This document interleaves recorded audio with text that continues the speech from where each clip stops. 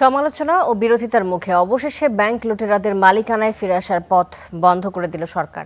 এ সংক্রান্ত bank resolution আইন 18 ক ধারা বাতিলের সিদ্ধান্ত নেওয়ার কথা সংসদে জানিয়েছেন অর্থমন্ত্রী আমির খসরু মাহমুদ চৌধুরী।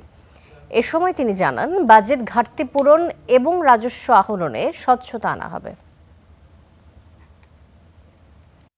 হাসিনা আমলে 1 ডজনের বেশি ব্যাংকে সরকারি ছত্রছায়ায় ব্যাপক অনিয়ম লুটপাট হয়েছে বলে গণঅভ্যুত্থান পরবর্তী অন্তর্বর্তী সরকারের শ্বেতপত্রে উঠে আসে। এর মাঝে দুর্বল 5টি শরিয়া ভিত্তিক ব্যাংকে একীভূত করে ওই সরকার। এজন্য প্রণয়ন করা হয় ব্যাংক রেজুলেশন আইন।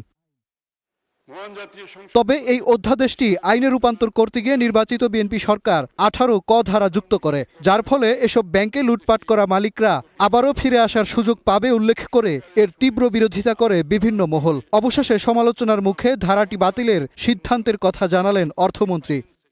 ব্যাংক রেজুলেশন আইন 2026-এর ধারা 18 ক বিষয়ে বিভিন্ন অংশীজনের মতামতের ভিত্তিতে সরকার এই ধারাটি বিলোপের সিদ্ধান্ত নিয়েছে। সংসদে এমন তথ্য জানানোর পর অর্থমন্ত্রী বাজেট প্রসঙ্গে বলেন, নতুন বাজেটে রাজস্ব আহরণের লক্ষ্যমাত্রা অর্জন হবে, কর আহরণেও আসবে স্বচ্ছতা।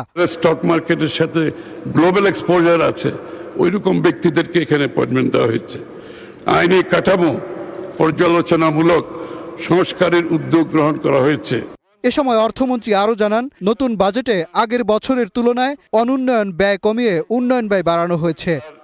বিদেশি প্রত্যক্ষ বিনিয়োগ। মাজহার মাহবুব, স্টার নিউজ, ঢাকা।